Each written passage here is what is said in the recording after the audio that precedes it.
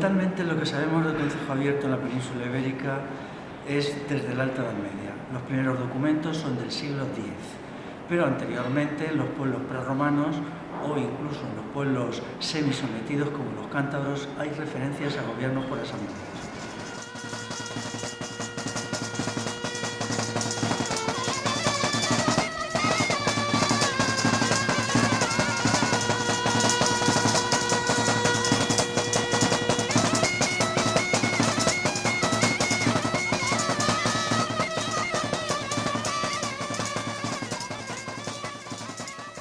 La cultura escrita triunfa sobre la cultura oral.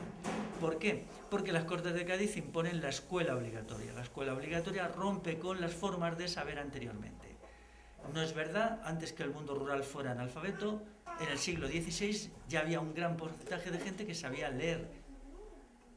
La prueba está que el Quijote se hace un libro muy leído ya en el siglo XVI, ¿no? Y en el siglo XVIII, ¿cómo se crea el fenómeno del analfabetismo ya en el XIX? Porque al vender el comunal, muchas escuelas de los pueblos se cierran porque se pagaban con los frutos, los rendimientos del comunal. A los maestros que no tenían títulos simplemente se les contrataba por año y se les pagaba trigo, lana.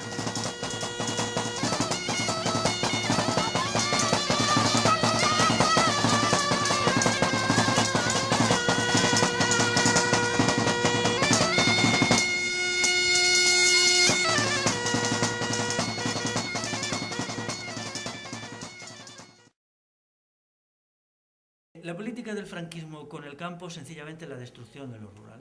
La idea de Franco es que España tenía que ser un país industrializado, un país moderno, para tener una potente base económica de cara a el ejército.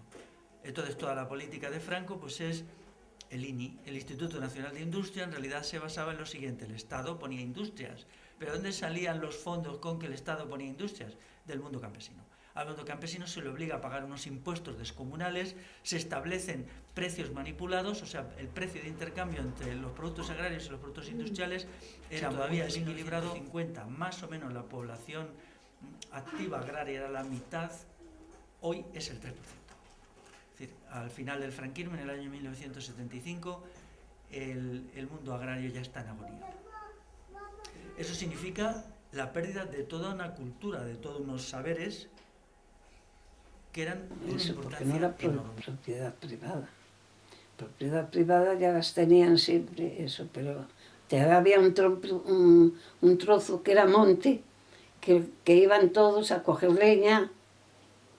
Le tocaba a lo mejor una semana a 3 o 4 vecinos ir con el ganado, con las vacas todas, y otros iban con las ovejas y otros con las cabras.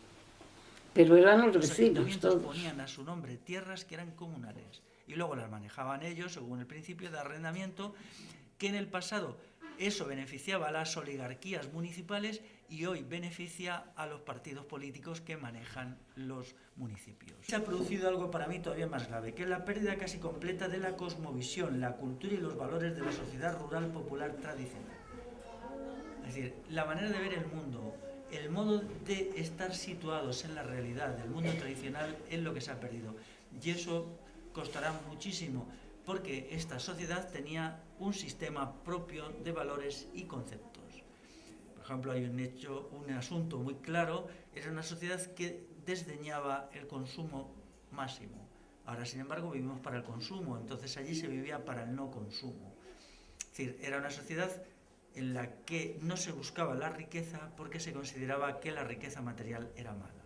Y había toda una serie de normativas y de reglas para el consumo físico o material fuera el mínimo posible. La liquidación, con todo, de las juntas vecinales sería el final de lo poquísimo que queda del mundo rural popular tradicional. Una vez que el Estado haya vendido en pública subasta los comunales y se haya asestado un golpe importante a lo poco que queda del concejo abierto, que solo es operativo según la ley para poblaciones de menos de 100 habitantes, fuera no se puede hacer por este procedimiento, fuera tiene que haber ayuntamiento de partidos. Lo que fue una gran cultura y una gran civilización. Era mucho más, se pasaba muy bien.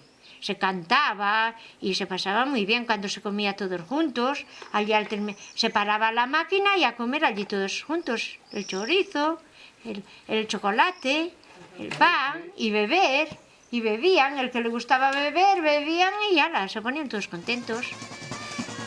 Y no se cansaba uno porque como se trabajaba así todos.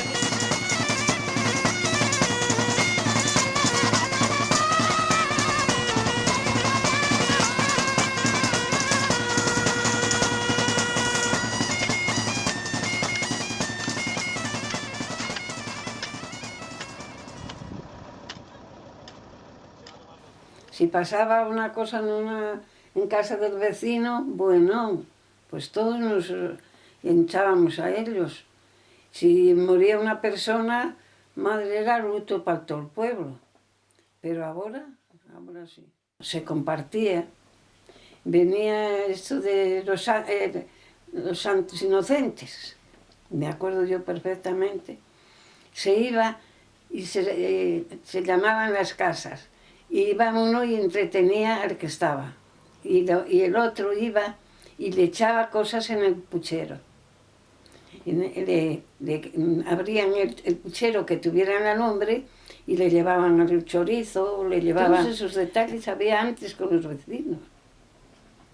Y los que no hay ahora. Y esos los que no iban a las matanzas, que eran las matanzas, pues eran como bodas. Yo me acuerdo en nuestra casa, las matanzas se juntaban para comer 12, 14, 15 y 20. Porque iban todos los vecinos a ayudar, unos a ayudar y otros a comer. Después se hacían los farinatos, después el día que se llenaban los chorizos. Eso era siempre, de toda la gente. Había muchas formas de cooperación y ayuda mutua. Pero claro, una sociedad que se basaba en esto y no en el dinero, las relaciones interpersonales tenían que ser muy intensas. Y para eso servían pues toda clase de cosas, desde las romerías hasta las fiestas. Las fiestas y las romerías no tenían una finalidad meramente lúdica, como se cree hoy, sino que cimentaban la convivencia y la sociabilidad. Hacían que la gente se entendiera mejor, estuviera junta en el acto lúdico de divertirse, para luego los trabajos colectivos hacer mejor. Y para cuando las reuniones del concejo, la toma de decisiones se hiciera sin... Totalmente, sí. Siempre había algún folclore de esos. No, porque entonces procurábamos, yo creo que aprovechaban las fiestas para hacer esas cosas, sí, para reunirse así, juntarse, como eso, porque sabes que las fiestas, aquí antes las fiestas eran sagradas, el trabajar. Aquí llegaba un domingo y no se movía una hoja. No te vayas de Sanabria, no te vayas, campesino, que las escuelas se cierran porque ya no quedan niños y día a día los pueblos están quedando vacíos. ¿Quién pelará las cerezas? ¿Quién podará los negrillos? ¿Quién cuidará de las fresas? ¿Y quién regará los lirios que en las orillas del huerto plantaron los abuelitos? Como plantaron también los castaños y los pinos en otras fincas de lejos, no buenas a otro cultivo. ¿Quién trabajará las tierras? ¿Quién? ¿Quién sino tú, campesino?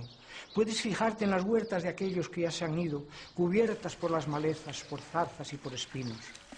Sigue en el campo tranquilo, campesino de Sanabria, sigue tras la yunta, y al compás del carro un himno canta para que tus hijos se lo enseñen a tus nietos. Sigue cuidando las vacas y llévalas a tus prados donde los pájaros cantan, donde anidan las alondras que alegran por la mañana al gañán madrugador que va a empezar la jornada, que va a regar con sudor esta tierra que es tan sana y se encuentra alrededor por sierras amuralladas que se cambian de color cual de vestido las damas. ¿Por qué marchas, campesino? ¿Por qué te vas de Sanabria? ¿No quieres estar conmigo? Campesino, no te vayas, no te vayas, no te vayas.